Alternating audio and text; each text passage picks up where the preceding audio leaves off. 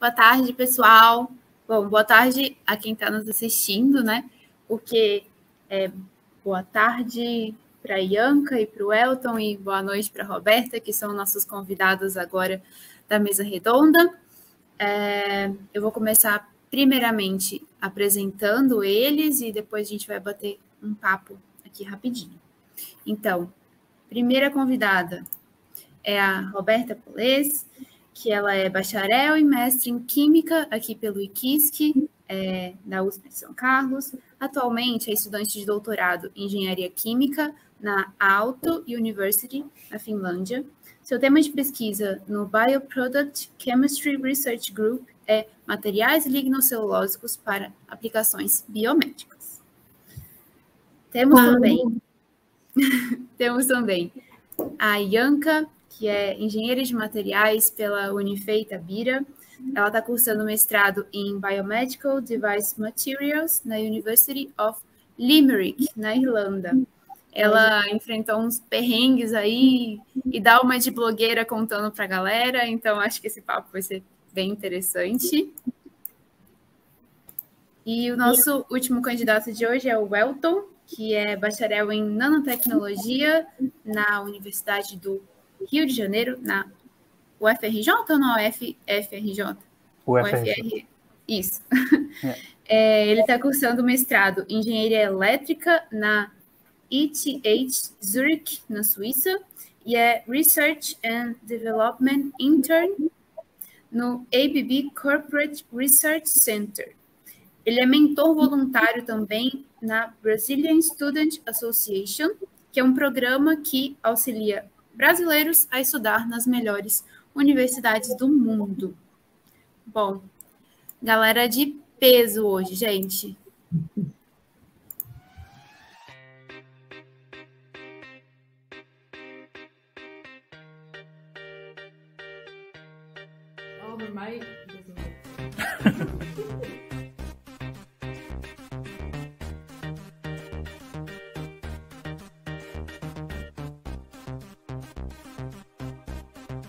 Eu tive a primeira aula, foi bem rápido, só uma introdução, mas era estrutura de materiais, então acho que vai ser bem revisão para mim.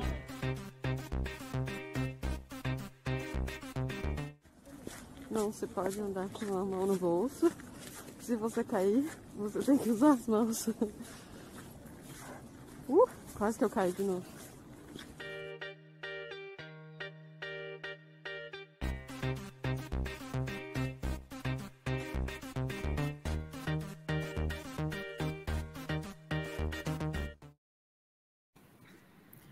Bom, então eu queria começar dando as boas-vindas para os meus grandes amigos.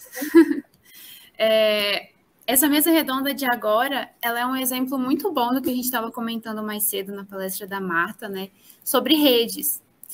Hoje eu vou compartilhar um pouquinho com todo mundo que está assistindo a gente uma das redes que eu mais gosto de ter, que são os meus amigos cientistas espalhados pelo mundo todo.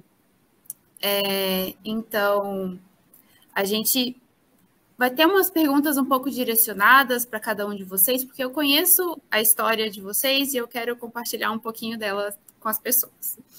Então, vamos começar então com a Ianca.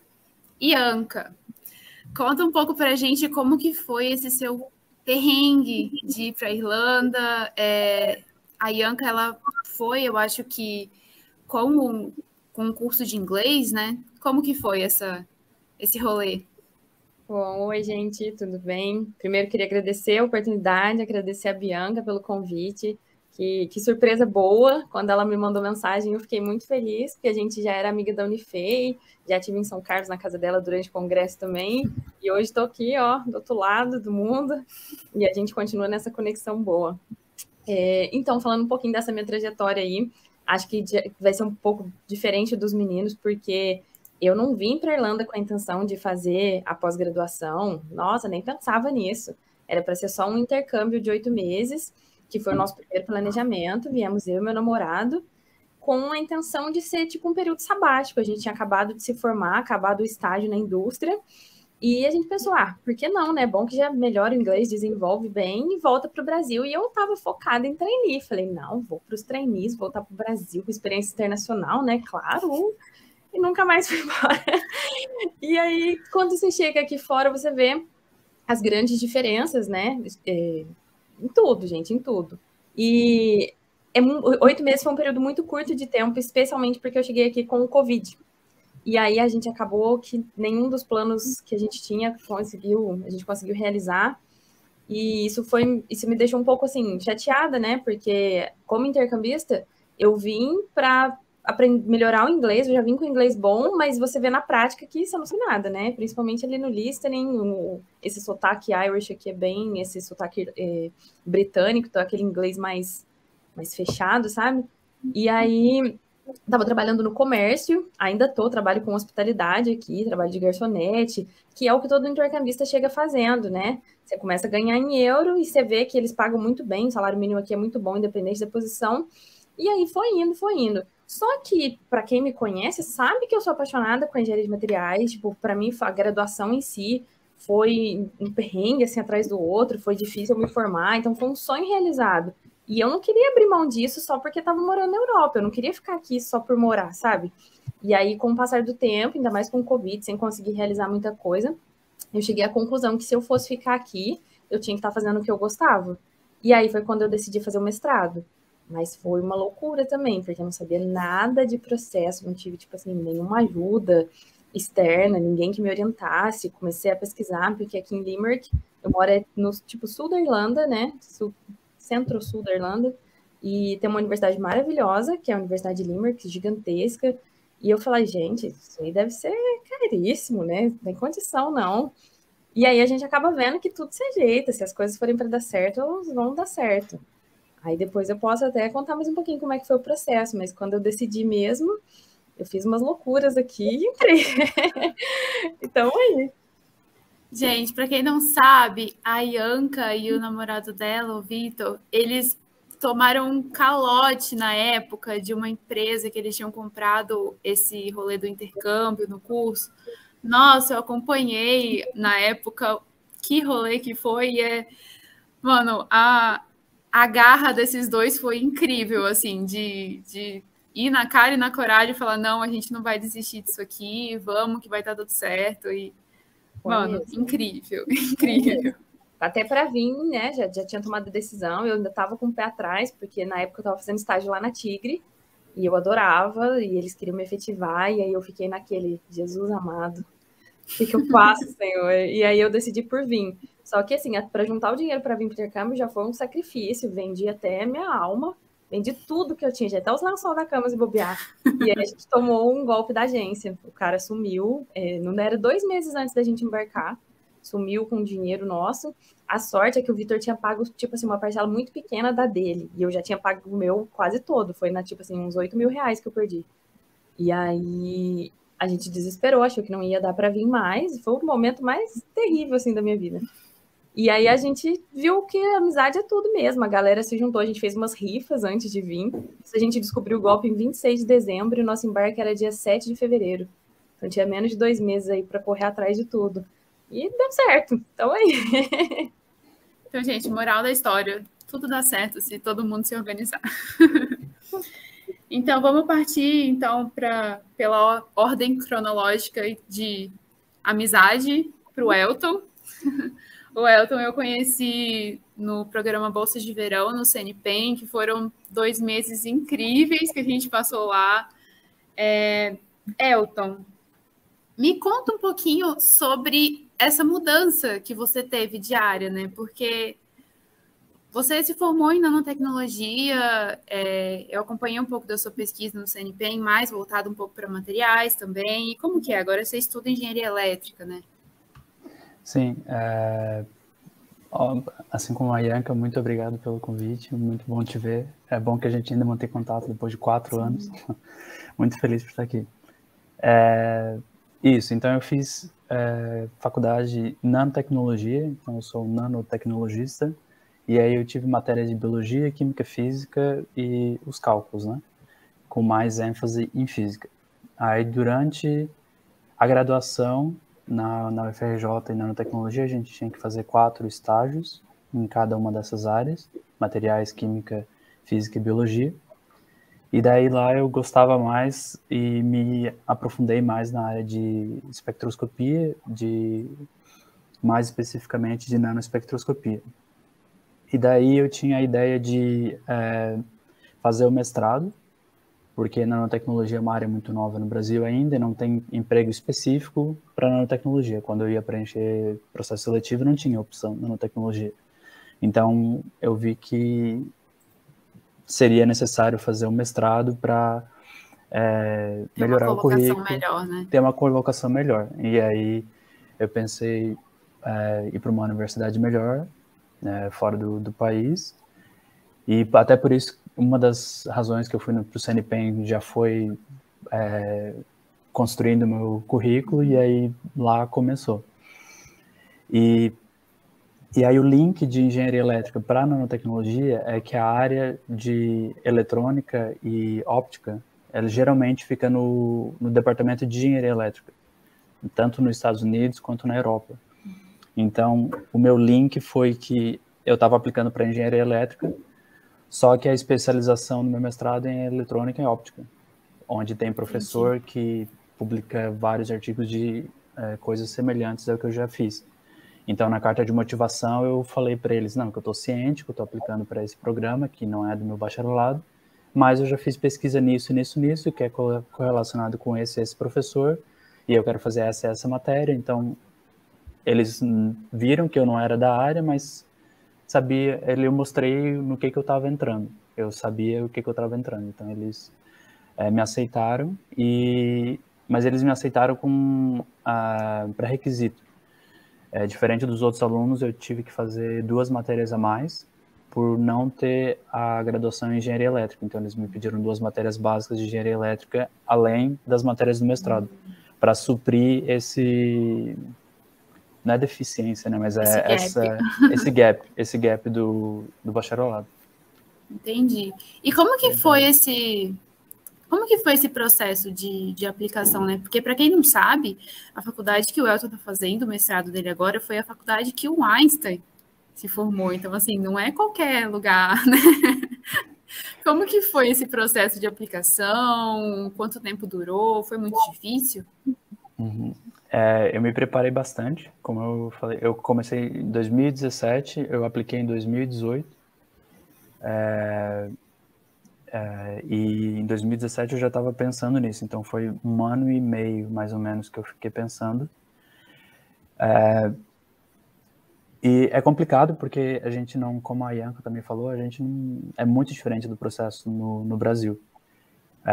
Para começar, o mestrado na Europa não é como o Brasil, onde a gente tem um orientador e a gente faz 1 ano de pesquisa.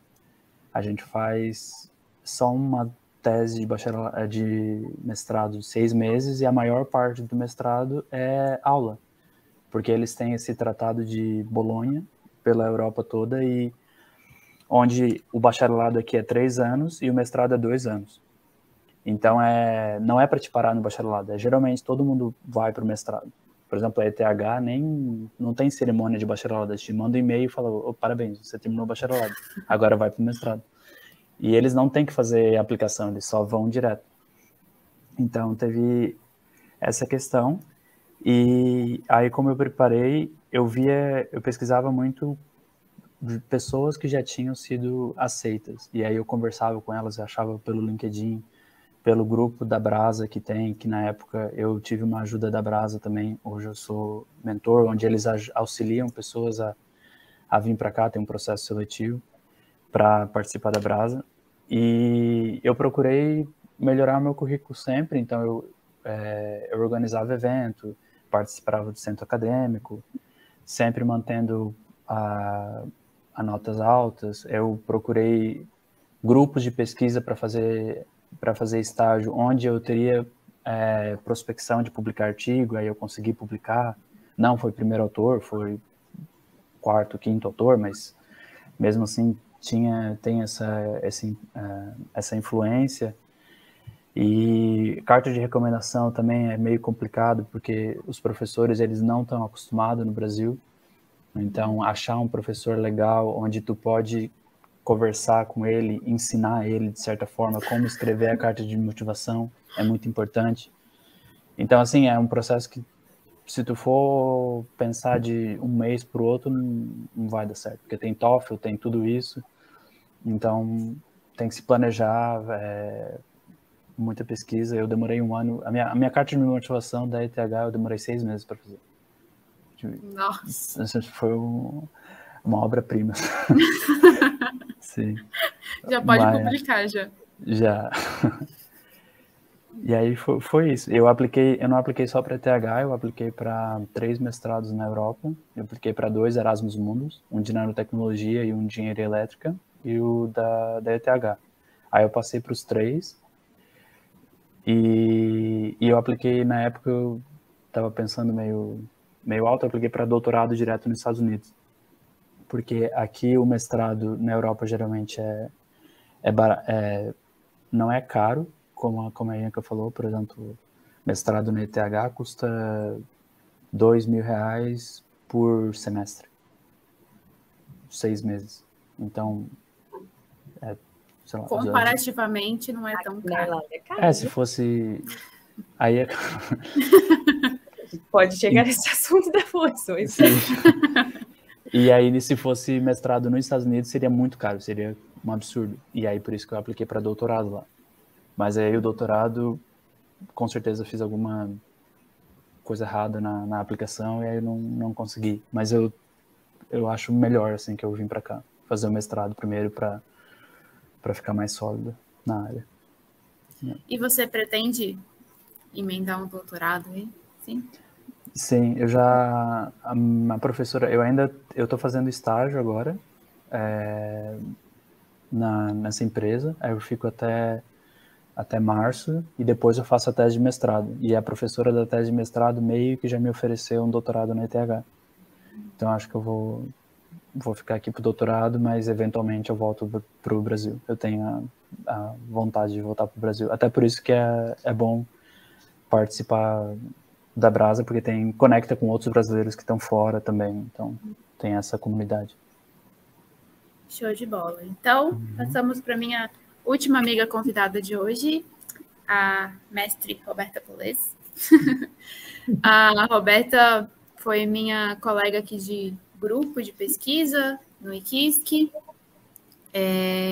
e ela entrou na Auto com um processo um pouco diferente de vocês dois, né? Conta um pouquinho pra gente como é que foi, Roberto. Foi meio que uma indicação, um negócio assim, meio por baixo dos panos, né? Pode contar. Oi, Vi. Adorando. Obrigada pelo convite. Fiquei muito feliz. Não teve nada por baixo dos panos. Não, é que para doutorado o processo é bem diferente, né? Então, é como se fosse um contrato de trabalho. Então, eu, na metade do mestrado, já estava meio que procurando posições relacionadas ao que eu já pesquisava no nosso grupo de pesquisa, que são materiais baseados em celulose e lignina. Então, eu estava procurando vagas nesse ramo, né, que eu já teria alguma vantagem. E aí eu fiquei sabendo desse programa na Finlândia, que aí tem até uma colega nossa de grupo que ela já tinha sido pesquisadora na Finlândia, como sanduíche, né? E eu fiquei sabendo que eles tinham aberto um processo seletivo bem grande para contratação de 10 alunos de doutorado e 10 pós-docs. E aí eu entrei no processo seletivo, que era enviar as cartas de recomendação. Então era necessário 3 cartas de recomendação, uma carta de motivação, e você escreveu um projeto. Aí você tinha que escolher um orientador dentre os do grupo que tinham disponíveis, né? E escrever um projeto baseado no tema de pesquisa do grupo em geral, né? E aí eu fiz esse processo seletivo e eu passei para a fase final, e aí me chamaram para fazer a entrevista, né? E aí eu fiz a entrevista com a minha agora orientadora, e nós fizemos, eu tive que apresentar o projeto que eu tinha escrito nessa entrevista, e depois nós conversamos sobre o que eu já tinha feito no Brasil, quais os planos, sobre a Finlândia, e ela acabou oferecendo a vaga, a posição de doutorado para mim. Foi bem legal. Um processo bem estressante, mas foi bem legal. Acompanhei de perto esse estresse do processo aí. E conta pra gente como é que um pouco essa pressão, né, de ser um pesquisador profissional, porque aqui eu estou no doutorado também como você, mas a gente é mais considerado como estudante aqui, né? Não tem tanto esse título de pesquisador. É um pouco diferente, né? Eu sou considerada como estudante, mas eu não sou estudante. Porque eu tenho um contrato de trabalho, né? Eu sou paga pela universidade, apesar de vir de uma agência de fomento também. O meu contrato é com a universidade, eu sou funcionária, eu tenho que pagar imposto também. Mas é bem diferente o ritmo do que o ritmo do Brasil, porque no Brasil a gente tem um projeto para seguir, né? No mestrado, no doutorado, a gente tem um projeto passo a passo ali. Se não der certo alguns quesitos, a gente pode mudar no meio do caminho, mas o core, a base do projeto, a gente tem. E aqui, pelo menos no meu caso, foi muito amplo. Eu tinha proposto um projeto totalmente diferente, e aí a minha orientadora falou assim, olha, eu tenho intenção de seguir na área de materiais com base celulósica, mas na parte de hidrogéis. Ela só me falou isso. E aí, voa. Toma essa bomba aí para você. Esse é o que você tem que fazer. O que você vai fazer a partir disso é você que tem que vir com as ideias. Então, outra coisa que é diferente também aqui é a tese. Na tese, ela não é uma monografia, como geralmente é feita no Brasil. Não são todas as situações que são assim, mas o Brasil, na maioria das vezes, é uma monografia, né? E aqui, a tese é baseada em artigos. Então, em 4 anos, eu preciso de 4 artigos para defender. Dentre esses 4, pelo menos 2 eu tenho que ser primeira autora. Então, é um ritmo mais dinâmico, e mais pesado, assim por dizer, é uma pressão muito maior, porque depende só de você. É claro, o seu orientador vai te auxiliar da melhor maneira possível, mas as ideias do projeto vêm de você. Então, é bem emocionante saber que você consegue, é bem estressante, mas é bem gratificante e recompensador. Recomendo, pessoas, todo mundo. Recomendo. Bom, a Roberta, então, ela já comentou para a gente que ela é paga, né, pela universidade, mas Ianca e Elton, como que é essa questão? Vocês que pagam, né, o curso de vocês, ou vocês recebem algum tipo de auxílio, alguma bolsa, como é que é? Não sei quem quer começar primeiro. Primeiras damas. Vou falar para contrastar o que o Elton já tinha falado um pouquinho. Aqui, eu acho que é na Irlanda toda, porque eu fui para aplicar, quando eu fui aplicar, eu estava entre a UL, né, de Limerick, e a Universidade de Galway, que é uma cidade vizinha aqui. E você tem 2 tipos de programa de mestrado. Você tem o Thought Program, que é o meu, e é só 1 ano de mestrado. Então, esse mestrado que eu faço é só 1 ano. Já foi metade, graças a Deus. E o outro programa é um programa de pesquisa mesmo. Então, ele é voltado para 2 anos. Eu saí da universidade bem apaixonada pela pesquisa e pensava bastante sobre manter essa carreira acadêmica.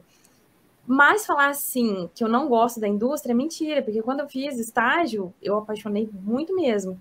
Então, quando eu decidi fazer o mestrado aqui, eu fiquei naquela 2 anos e também 2 anos, né, dessa vida perrengueira, porque eu trabalho e faço mestrado, né? Infelizmente, a gente não nasceu rico. E aí eu trabalho de garçonete, assim, durante a semana, no período da noite, e fico na faculdade. O começo do semestre foi bem estressante e louco, porque eu achei que eu ia dar conta de fazer os 2 full time. E aí eu dei uma leve surtada, diminuí as horas do restaurante, a gente conversou aqui em casa e deu tudo certo. Mas era muito diferente, assim, do Brasil. Primeiro que eu, ao contrário do Elton, tive uma decisão de fazer o mestrado mais em cima da hora. Então, o mestrado começa em setembro aqui, né, por conta do ano acadêmico ser diferente. E eu tomei a decisão mesmo, que as coisas começaram a andar, que eu comecei a fazer as pesquisas, tipo, em abril, comecinho de abril. E isso já é super em cima da hora, gente. Mas, assim, muito mesmo. Não façam isso de modo algum, não aconselho. Porque o que acontece? Primeira bolsa mais concorrida aqui da Irlanda, ela fechou no final de março. Então, assim, já perdi. Já era a maior chance de bolsa. É super concorrida? É, mas, né, por que não tentar? É uma bolsa que o governo te paga tudo durante o seu programa, tanto de mestrado quanto de doutorado. Ainda te dá 10 mil euros para você viver durante o ano, né, durante o período. Então, assim, coisa pouca, tá, gente? Bem tranquilo mesmo. E aí, como eu já tinha perdido essa bolsa, eu tentei entrar em contato com a universidade direto. E eu senti que é uma coisa, tipo assim, que eu acho que é uma falha, né, no sistema educacional.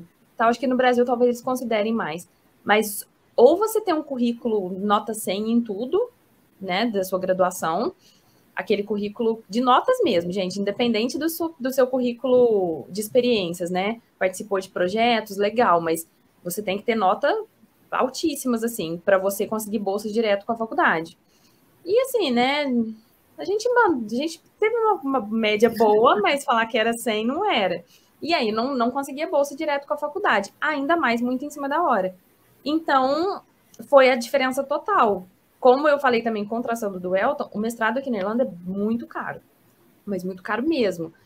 Mas é muito caro para não europeus. Eu não sei se algum dos meninos aí tem cidadania europeia, porque o mestrado que eu estava fazendo, mas a maioria deles, né, a gente recebe uma ficha com o preço de todos os mestrados, era na faixa de 15 mil euros por ano. E aí, para não europeu. E para europeu chega a ser mais ou menos metade do preço, então 6 mil e pouco, 6.500. E aí você pensa, como é que eu vou arrancar 15 mil euros, né? De da onde? Nem se eu quiser muito, nem se eu dançar, nem se eu nada.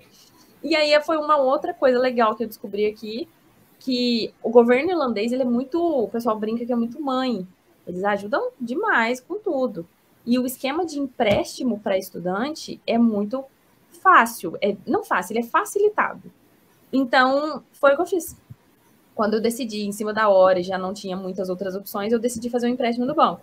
Eu não fiz o empréstimo do valor total, eu já tinha um dinheiro guardado, que eu consegui, ainda consegui um semi-desconto, assim, mas eu fiz um empréstimo num valor considerável. E eu achava que não ia dar, né? Porque, tipo, você tem visto do estudante, o nosso visto é a duração do curso, então eu tinha 1 ano, e mesmo assim eles te fazem para pagar mais, porque o meu principal motivo de fazer o mestrado é que assim que eu acabo o mestrado aqui, eu tenho visto de trabalho, eu tenho permissão para trabalhar full time, sem conexão nenhuma com estudos, né, com escolas, por 2 anos. E aí foi o meu aval, falei, é isso que eu quero, eu só quero acabar o mestrado e pegar o visto de trabalho. Porque eu tentei processos seletivos antes aqui do mestrado, fui para algumas entrevistas. No começo, a língua foi um pouco desafiadora, principalmente na questão do vocabulário técnico, né? Eu não sei os meninos como é que foi no começo, mas eu fiquei aqui 1 ano de Covid meio que trancada dentro de casa, sem contato com a minha área, né? A gente, sei lá, estudava inglês, fiz a minha pesquisa, escrevi meu TCC em inglês, mas na hora do vamos ver ali, ainda mais o vocabulário industrial, coisas pequenas, sabe? Você vai tentar explicar algum processo que você já fez e o vocabulário pegava. E aí eu senti que, principalmente por conta do visto, chega na hora do final do processo que eles te perguntam sobre a permissão para trabalhar, você só pode trabalhar part-time, e se eles te quiserem, eles aplicam o visto de critical skills para você. E aí eles já dão para trás, tipo assim, eu posso ter uma outra pessoa que tenha permissão para trabalhar, sabe? E aí foi a minha decisão final, assim, de fazer o mestrado. Então, muito ao contrário do Elton, tipo, um mestrado de última hora, que eu tive que aprender a aplicação sozinha.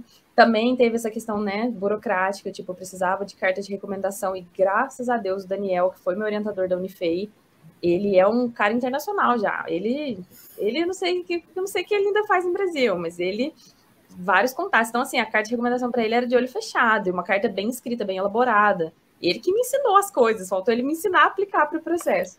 E consegui uma carta de recomendação também do trabalho, eles pediam uma carta de experiência profissional. Então, o meu supervisor da Tigre também me escreveu uma carta, mas a nossa carta de motivação, né? E deu tudo certo, no final deu tudo certo. Tô acabando aí, tô até em semana de prova, mas acabando o semestre sexta-feira agora. primeiro, né? Só mais um, só mais um. Para mim foi um pouco diferente. O que aconteceu, como eu falei, eu não peguei nenhuma. Eu apliquei para doutorado nos Estados Unidos porque seria com bolsa, eu não peguei nenhum. E aí eu passei para essas 3 universidades na Europa, e para os 2 Erasmus Mundus eu passei. No Erasmus Mundus, geralmente, depende do programa, mas geralmente eles têm 2 vagas de bolsa para brasileiro, eles distribuem para a América Latina e 2 é para brasileiro. E aí eu peguei as 2 vagas com bolsa, que é bolsa integral, assim, eu tenho um amigo que foi e sobra dinheiro.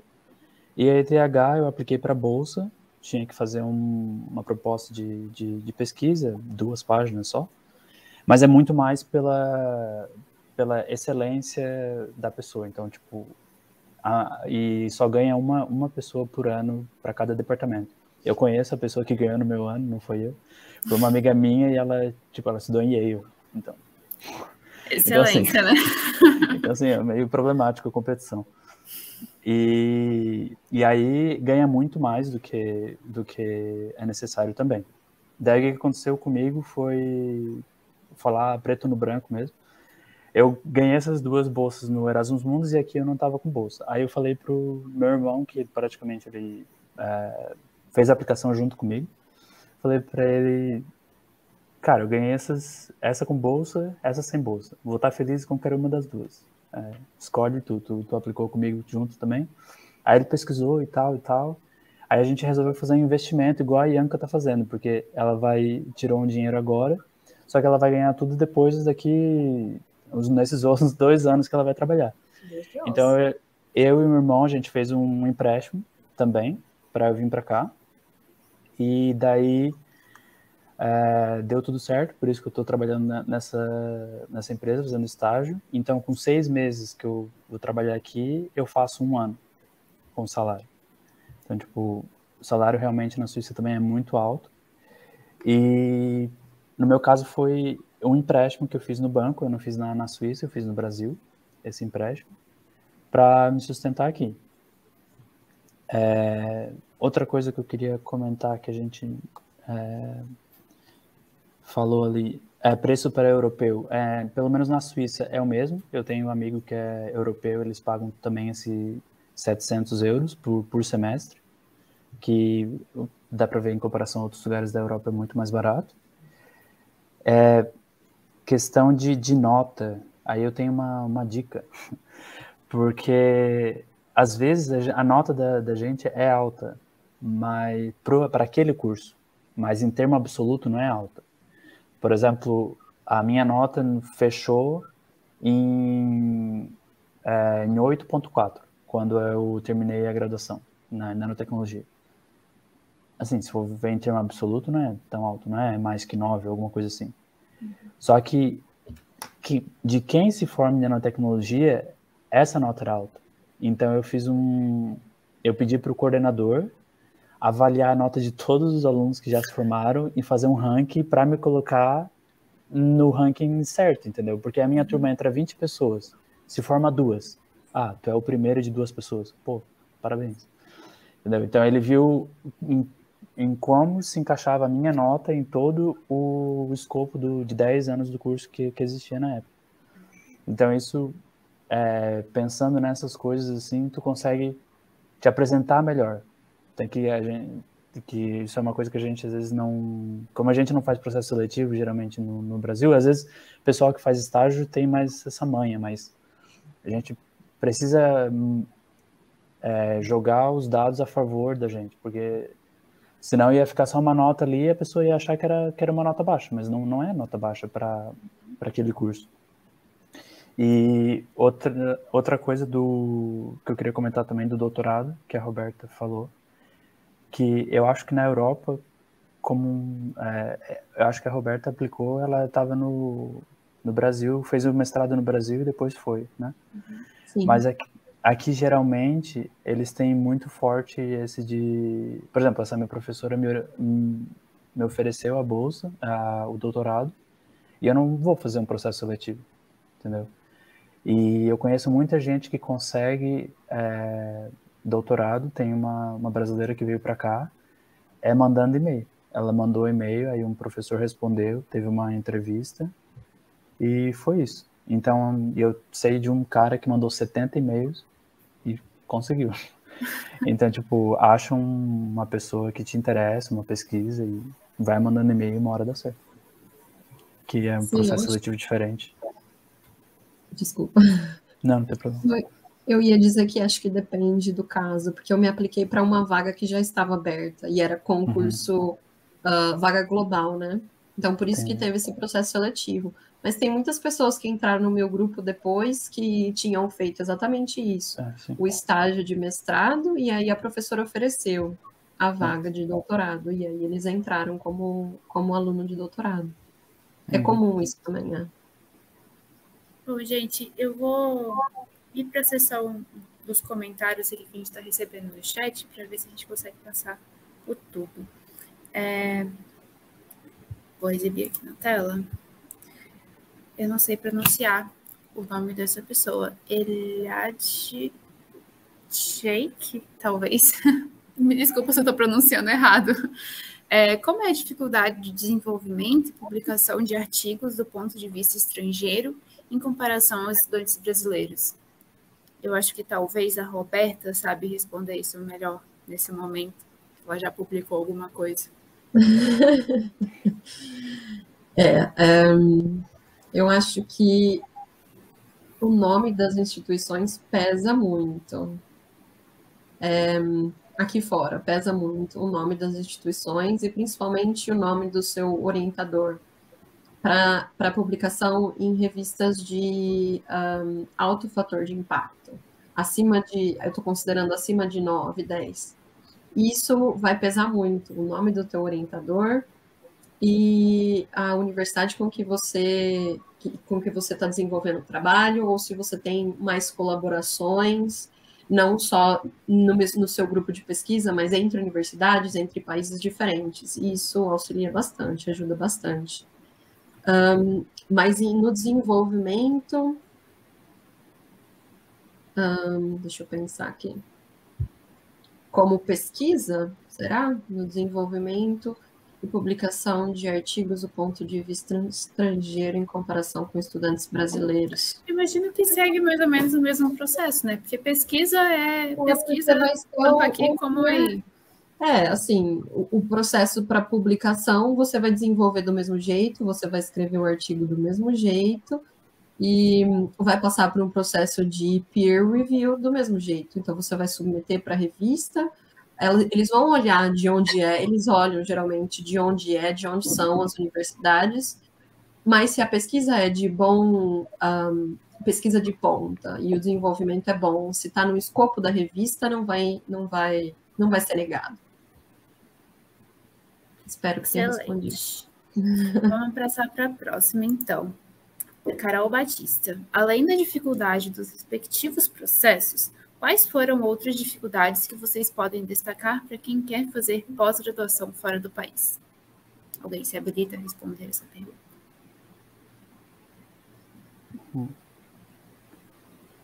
Eu acho que... eu posso tentar. Eu acho que a dificuldade que como eu estou ajudando essas pessoas, outros 2 alunos a fazer mestrado na Europa, eu posso falar da experiência deles também.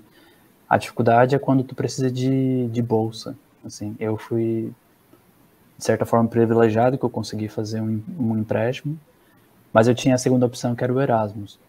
Então, eu acho que, assim, achar bolsa que cobre um valor bom na Europa é complicado. Então, assim, a dica que eu dei para eles foi: se vocês não acharam uma bolsa na universidade tal, não aplica, nem para de procurar e vai para outra. Então, uma forma de eliminar quais universidades você vai aplicar é se ela tem bolsa ou não, se isso é um problema para você. Eu acho que essa questão da bolsa pega bastante também. Eu acho que... Desculpa.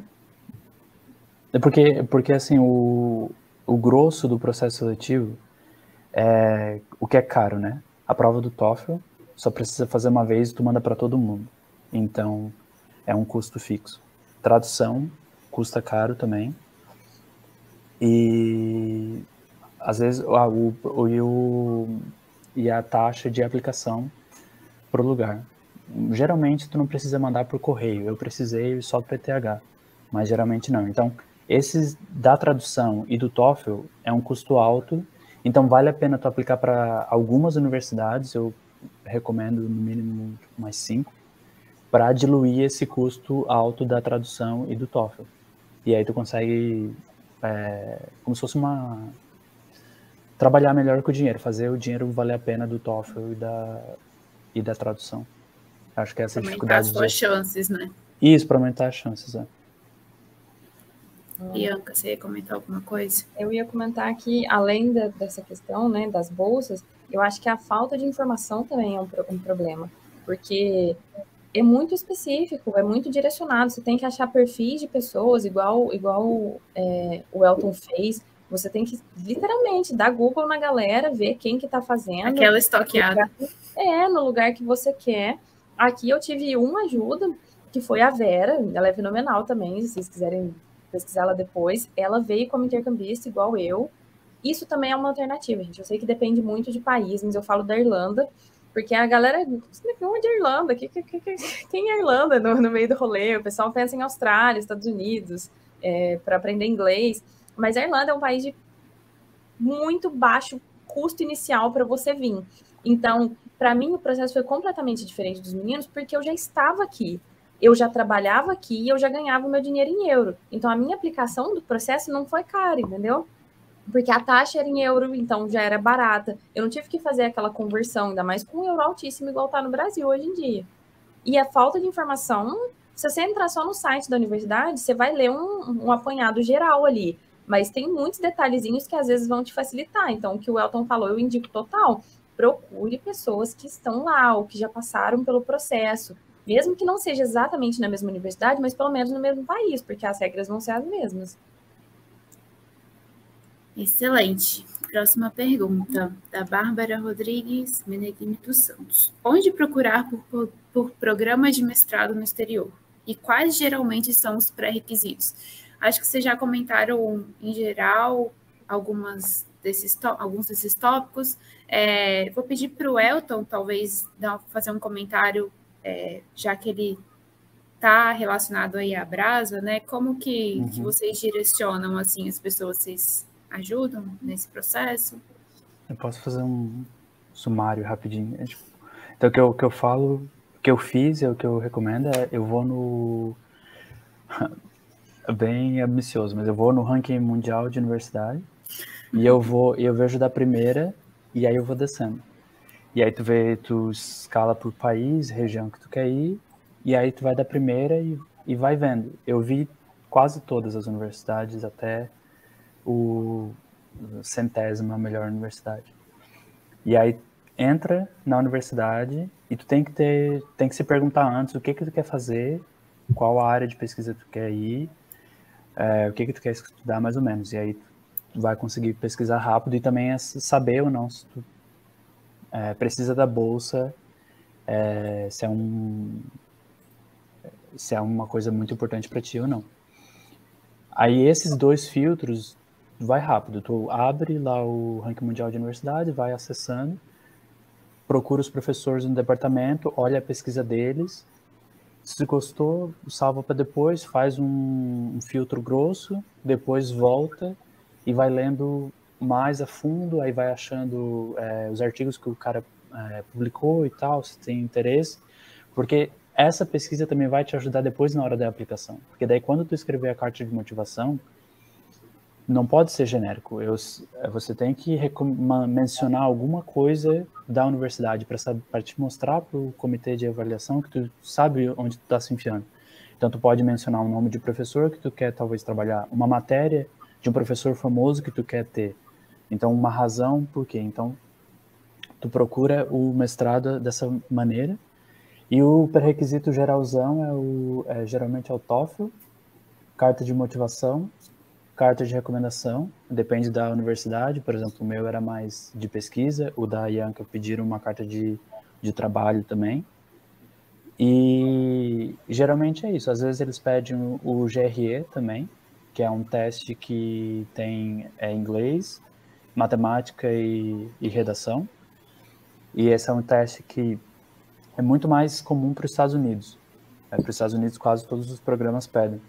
Mas para a Europa algumas universidades adotam, algumas não. Só a ETH que eu vi que adotava, e esse teste é para pessoas que terminaram bacharelado nos Estados Unidos para aplicar para o doutorado. E aí tu faz esse teste geral, assim.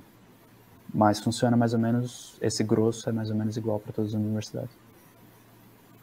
Show de bola. Vamos agora para a nossa última pergunta aqui do chat. Ana Carolina Prado. Vocês se sentem acolhidos pelos colegas da universidade em que estão ou sentem que há uma certa competitividade, algum tipo de preconceito por serem estrangeiros? Como que é? Quem se habilita? Eu vou apontar, hein? Eu posso responder. Acho que cabe mais para mim pela competitividade, mas de modo geral eu me sinto bem acolhida. Os finlandeses são um povo bem frio, assim, mas eles são acolhedores. Eu não sinto competitividade, eu sinto que o foco é a publicação e a pesquisa. Então, quanto mais colaborações ou menor o meu trabalho, eu consigo dividir com pessoas para publicar um artigo mais rápido, fazer um trabalho melhor, é muito mais fácil. Então, não tem muita competitividade, é mais um meio colaborativo. É bem colaborativo. É bem colaborativo, pelo menos no meu caso. Aqui na Irlanda, eu achei o pessoal até bem parecido com o brasileiro, na questão de acolhimento. Acho os irlandeses bem abertos, bem receptivos. Mas o que eu achei mais interessante da UL é que é uma universidade do mundo mesmo. Eu vou te falar que, assim, 30% dos alunos devem ser Irish. Porque a minha sala, pelo menos, acho que nós somos em quase 30%, 75% são indianos, que eu sei que eles têm um programa de parceria com a Irlanda. Eu não sei exatamente todos os detalhes, mas eu sei que ou eles ganham uma bolsa quase integral ou o valor é bem baixo para eles mesmo. E eu tenho muitas colegas também, né, por conta da Europa ser essa facilidade de transição, que, tipo, tem uma colega da Filipinas, tem uma colega da Lituânia, e elas moram aqui já há algum tempo, com a família e tudo. E eu acho isso maravilhoso, porque você escuta todas as linguagens dentro da sala. Tipo, a Índia mesmo, eles têm quase 30 dialetos. Então, desse 75% da minha sala, eu escuto pelo menos 5 ou 6 dialetos diferentes ao mesmo tempo, sabe? Da galera se comunicando. Eu, até então, sou a única brasileira do programa de mestrado.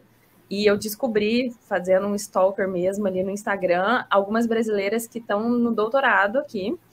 A gente não se conheceu pessoalmente ainda, só conversamos pelo Instagram, porque igual o Elton comentou, a gente começa a tese mesmo no semestre que vem. Então, por enquanto, eu estava tendo só disciplinas, né?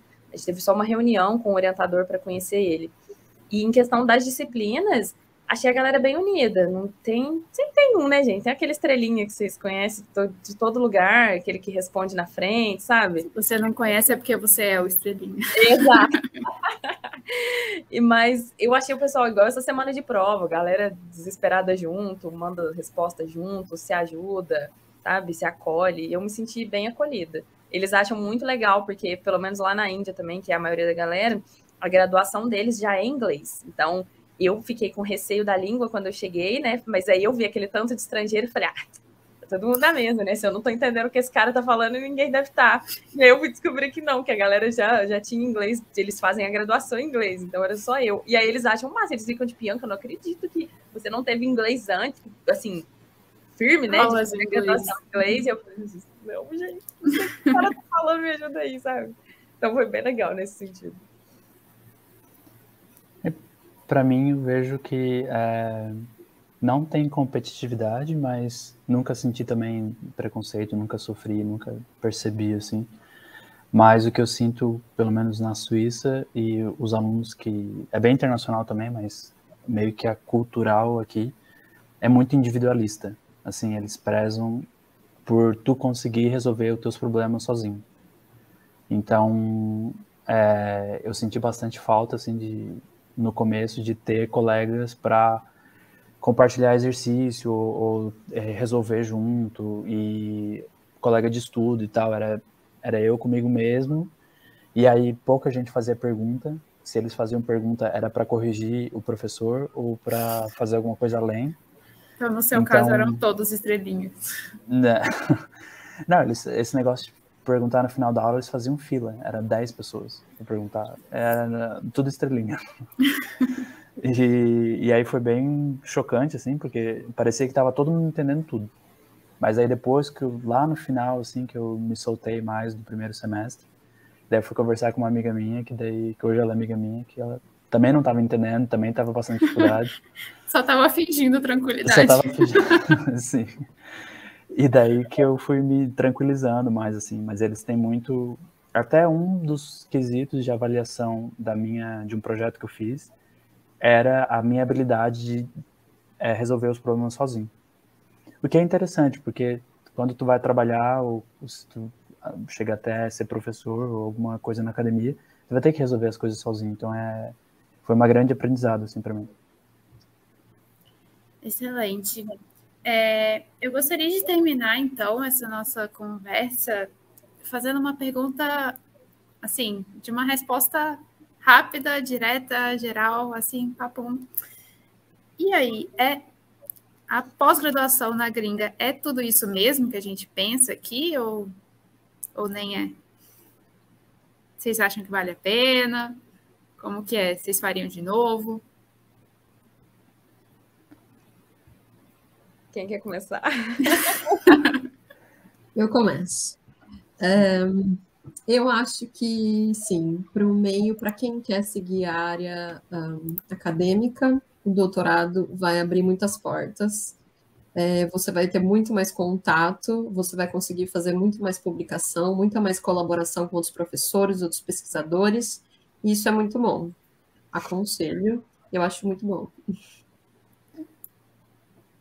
Para mim, eu acho que mais, assim, das matérias que eu aprendi, eu acho que foi depois de eu ter me aberto e feito mais amigos e ter começado a estudar junto com eles, o que eu mais aprendi foi com as diferentes pessoas que eu conheci. Eu aprendo muito com o pessoal, e por ter um processo seletivo mais rigoroso, ele tem muita gente boa que vem para cá. Então eu aprendi muita coisa com eles. Então eu acho que vale muito a pena. E mesmo se não for uma graduação inteira, ou mestrado, doutorado, pelo menos um sanduíche, alguma coisa assim, para aprimorar o inglês, para aumentar o networking, como a Roberta falou, acho que vale muito a pena.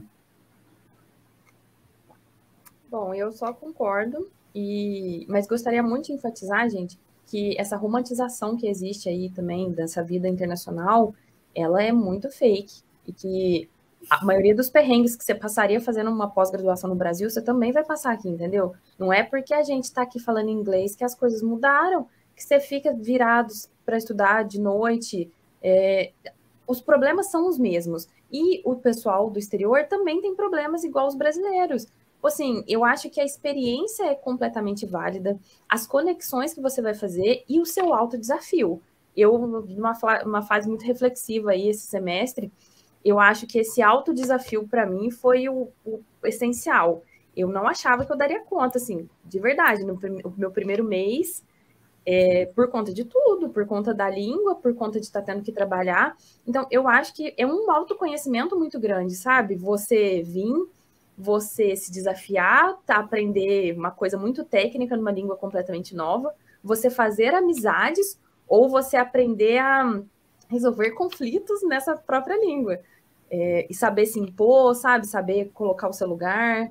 Então, claro que vale, gente, claro que vale. Se você tiver oportunidade, vem sim, mas também não acha que é para sempre, sabe? Nosso Brasil é maravilhoso, é lindo, o sistema de educação e principalmente de saúde é incrível. E talvez não vai ser por agora, né? São muitos fatores que eu agora não queria voltar para o Brasil, mas com certeza quero voltar assim, sabe? Ter essa experiência internacional, você vai poder ajudar muita gente que está lá também. Excelente, gente. Bom, muito obrigada. Queria agradecer novamente a presença de vocês três. Foi muito gostoso essa conversa que a gente teve. Muito bom revê-los. Gosto muito de manter esse contato para o resto da vida.